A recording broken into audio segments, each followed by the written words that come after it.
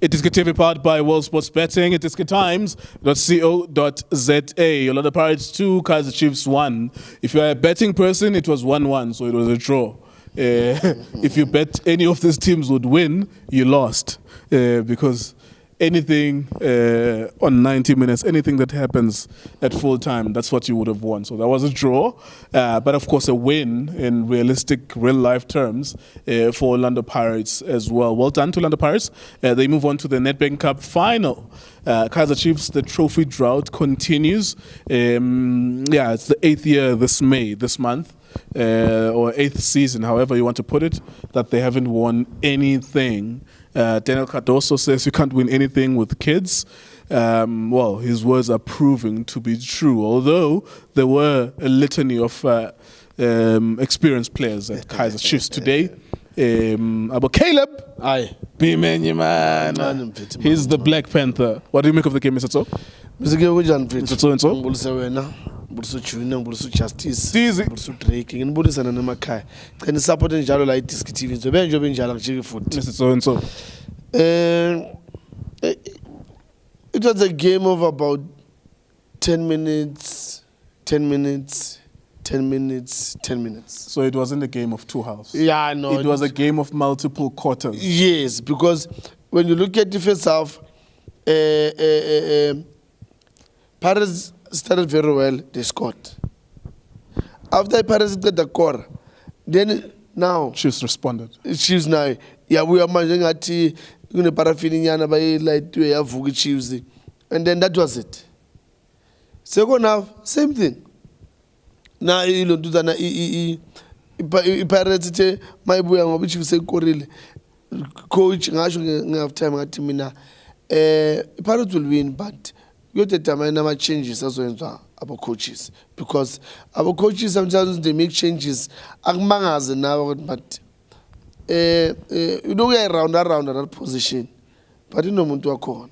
Why do you have to change the law, and then lowest four basically in that position? We don't know. Yeah, just to make an example of the point that you're making, I said when Shandu went down, and they made a substitution of putting Uhoto there. Yeah. I said, you know what? At some point in the second half, they're going to try and rectify that, which is exactly what they did. Eventually, they're going to put a right-footed player on that position. And then sometimes you wonder whether or not these guys know what they're looking at. Do you know, okay, these are my right-footed players. They play on the right wing back. There's two of them. 3 including Craig Martin. Yeah. I am always going to play these players. And then on the left-hand side, there's Maela, there's Marco. If I need to and I'm desperate, I can put Hoto there. Yes. But for some reason, because I think Munyana there was a trainer next to him. Yes. He was warming up. He was coming towards the bench as well. That's the right substitution to make, because he's a right-footed player, but eventually they made their own thing, which they had to rectify as well. You make a good point about multiple quarters of this game. Yeah. I have to say, though, that Kaizer Chiefs, for all money, I think they did themselves proud, or they did well in patches of this game. It's a pity that Saila didn't score, multiple opportunities that he had to score. Strangely, Orlando Pirates was the one team that we could say they didn't have a good game today. And maybe they need to have a bad game in derbies, because they've had good games in derbies where they lose. Maybe they as scrappy as they needed to be, but at least this time around, come away with a win. Mr. Gewu, you know, we always criticize, and sometimes I believe that Melisi Kurumen the way in a corner into.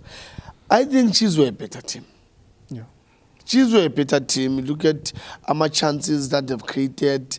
Because when you look at the Pirates, they had 3 chances. It was a goal, Karasmas, it was a header, Evanga, and then there's the goal. 3. That's why I kept on saying to you guys that I don't remember Peterson making a save. I just kept on saying that, just to emphasize the point that if anyone deserved to win at that point of the game, it was Chiefs. What was a turning point, though, was when they introduced Maketleni Makaula, and I think also the urgency in their mind. Which now we are in extra time. Yes. Now, then in extra time, then Orlando Pirates started to take over the game. Not even in a way that they were taking too many shots, but you could see which they're not the ones defending the most now. Yeah, I mean, it's funny goal. We're gonna try everything. It's now la and it worked for them. And that's why I think Mr. Keo, good Tuesday amapoto namhlanje. Le poto leli iChiefs ejwala ukudla kulo kudla iPirates. And the Pirates was like iChiefs. Totally agree. Look at Amaran's got deep. I mean, they were good. They played those balls in those areas. Even the equalizing goal. Yeah. Even the equalizing goal was consistent with what they were trying to do. Yes. Break, Yes.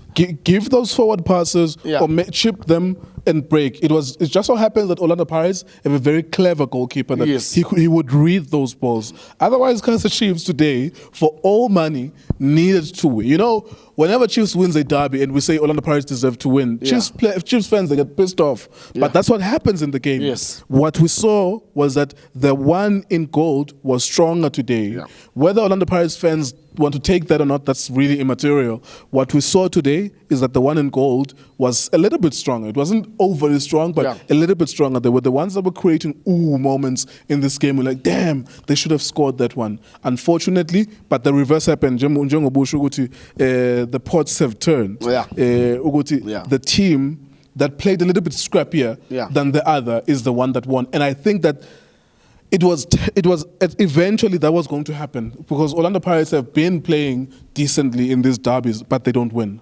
Yeah, and sometimes it's sad when and then you don't win.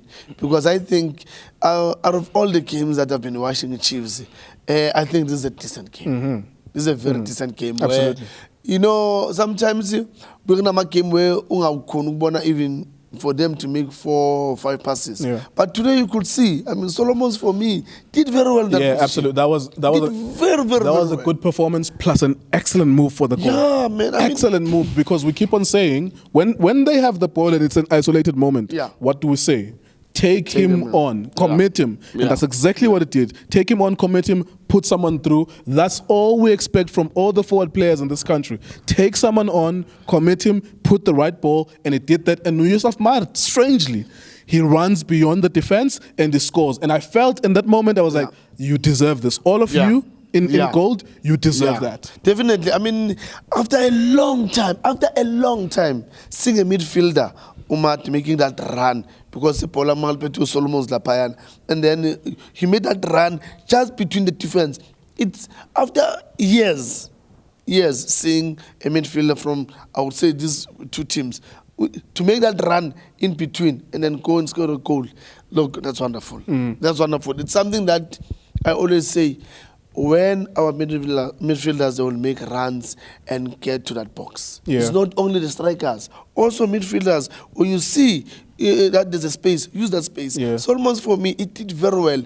And also Udove, they did very well for me. Yes, there were, you know, some incident. I mean, Utlanti, he was helping Pirates in terms of defending. I mean, he's a defender. Naturally, he's a defender. But of course, if you're being paid as a professional, the least you can do is to direct a header to go on target. Even if the goalkeeper saves it. But at least, man, every 3 times, on the 3rd occasion, at least he had it on target as a professional. And he missed. You know, he had 2 chances where I thought it was supposed to be in. And Osaile, it was not his day today.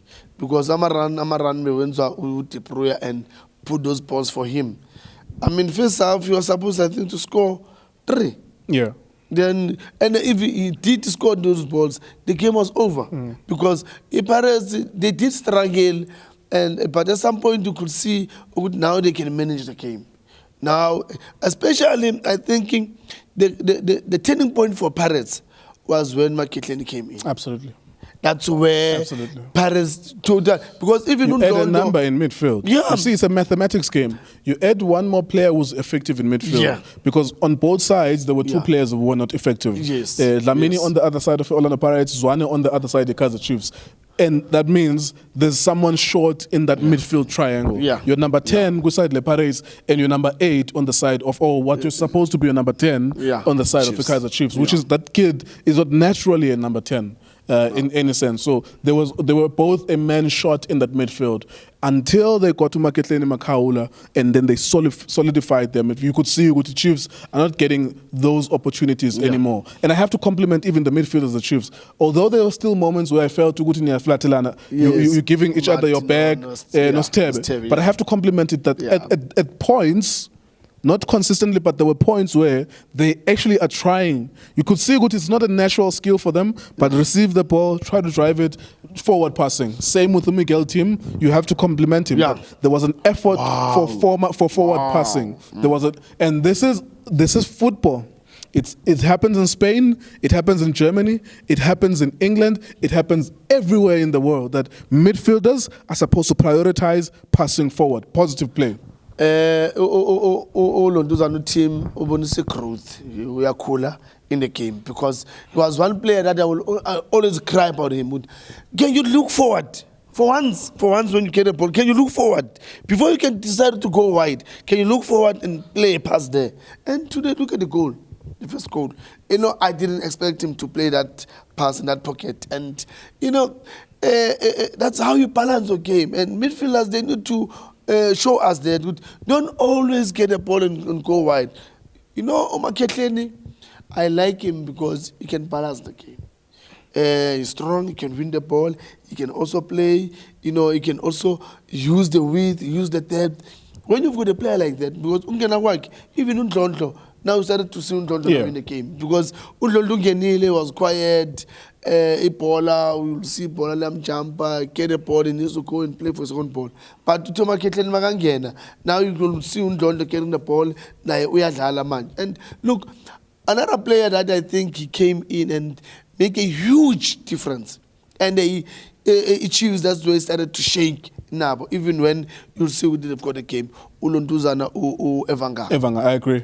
It was not about being technically good on the ball. I think what it did was, if there's two of us, and then they just added one person just to trouble us. Yes. Because when Chiefs were on their groove, Ngezana was always here, Dove was always here, and there was no one to irritate them. When Evanga got there, he irritated them. He irritated everyone. He got a yellow card. He irritated everyone, and that thing sometimes that breaks your rhythm in your head. This is our game. This is our game. We're gonna win this. As soon as you get that player that's annoying, he annoyed them. He irritated them. I don't think he had a lot of shots on target or anything like that. So the contribution going forward wasn't much, but he irritated them. He added a body that they needed to start worrying about. So we need to close off. I need to ask you about this. I don't think you and I, in our lifetimes, we are 10 years apart in terms of our age. We've never seen a point where Chiefs don't win anything for 8 years. This is not trying to rub it in for Chiefs. I'm trying to get your perspective about this, because I grew up watching Kaizer Chiefs, and they were a brilliant side that was winning at least one trophy a year. Most of the time, it was even more than one trophy a year. There are kids who are 8 years old today who've never seen Kaizer Chiefs win a trophy. And they don't understand how abnormal that is, that this is abnormal. What's going on is abnormal. No matter how many Chiefs fans will defend them, actually, when they defend them, I'm saying you are normalizing mediocrity. You are saying it's okay what is happening. You have to demand more from them. You've never seen this. I've never seen this. We've never seen this in our lifetimes where it goes on for 8 years. What do you say about that? Sometimes a transition is a problem. Sometimes a transition is good. I remember once I heard Ulontuzana, the former president of the USA, when he says change is good, but change is not good, because I believe when you do that change, do it in a positive way. And when you're going to do it, you need to sit down and plan properly to say, I'm going to change this because of now this is no more working for us. This change is going to work for us. Because for me... What did they change then? To good Chiefs, I think the way of doing things. The Chiefs, it's a team that has got a structure, a team that has got a philosophy. I can mention in terms of the type of football that Chiefs they used to play. Chiefs from way back, they've never have a midfielder that you think. They've never, correct me if I'm wrong. Correct me, you guys, if I'm wrong. I've never seen Chiefs in years. A creative midfielder. They must have a creative midfielder. Yeah. They must, no matter what. Chiefs will always have a creative midfielder. But these Chiefs, they don't have a creative midfielder. And then that's why I always say, how does this car move without an engine? Because we need a thinker. Yeah, I mean, we were coming up with the first time I started seeing Chiefs, Bafana as well, was around the same time I was 6 in 1996 with the African Cup of Nations. That was, for me, that's when things started clicking and I started seeing football. Yes. And at the time, the engine for both teams, Bafana and Chiefs, was Dr. Khumalo. Yeah. Dr. Khumalo passes the ball that gets Mark Williams, who scores the first goal at the final of the African Cup of Nations, and we win. Dr. Khumalo intercepts the ball against Congo. He releases Phil Masinga. Phil Masinga scores us the goal that takes us to the World Cup. That's the most important goal and the most important pass in the history of Bafana. That's Dr. Khumalo. He goes on to be an icon at Kaizer Chiefs. And as he is playing, they're grooming a Tsiki Muki. Yes. At some point, there's Shrews Musheo. Yes. At some point, there's Patrick Asimbotu. Yes. They always had creative midfielders. Even when you throw it forward to Rene Tsolonyan, yes, he also picks up from them. That baton, that culture of having creative midfielders. They tried it with Abonjangase, but it didn't work out. Maybe they were looking for that in Extin, but it didn't work out. I think now the regression is even worse now. Midfielders who are terrified of the forward pass. I think today they tried, Shem. Like those two midfielders, you can't be too critical of them. They tried today, but it's not within them as well. Maybe one or two other points, so before I let you go, with regards to this 8-year thing, what else would you want to remark about Uguti? What is the reason why we are at this point where it's 8 years? Mr. Nkeo, we all need to sit down and look back and say, you know, there's people that we don't show respect to them. But these are the people that they've made this football to be where it is in terms of having players, creative players, and all of us. I mean, the guys like Abu Coach Farouk Khan, Abu Palashos, they've made a difference in this game. Abu Coach Sembata, look at Sanders. People like that, you need people like that behind the scenes. These people, we undermine them, and they are the people that they made these big teams so are respected and have these good players. But if you're not gonna go back and say, guys, can we sit down again? Can we start and build this team for the next 3 years or for the future? Can you come back and do it? These guys are still there. They still have energy. Let's call them back. Let's give them that job because they did well in those jobs, and then we decided to no, we want to change. And that change that is Sifunile, and then turns everything around. So, I believe let's go back to those guys. They will bring those glory days. Yeah, thank you very much, Mr. So-and-so. Another one as well about creative players. Kaizer Chiefs also had creative players on the wide. They didn't depend on them on the through the middle only. Stiger Fredericks was a wide forward player. My icon, my idol, Jabu Pula Mahlangu. That was my idol. My favorite Kaizer Chiefs player, Jabu Pula Mahlangu. He was a wide player, but he was also creative, a thinker. When I first time I saw Junior Kaizer, he was a creative player from wide. Skara Ngobese single-handedly won the SAA Super 8 whenever he did that, maybe 2007 or I can't remember now. That was a player coming from wide. So it wasn't only through the middle, but it was wide players who could think, and I would think they are direct one-on-one opposition. There you go then. Well done to Orlando Pirates. We apologize for making this mostly about Chiefs. Well done. This is your moment. You'll be playing against Sekhukhune or Stellenbosch. We'll come back next week on Friday to preview the semi-final of the CAF Champions League. iDiskiTV, Diski Times, World Sports Betting.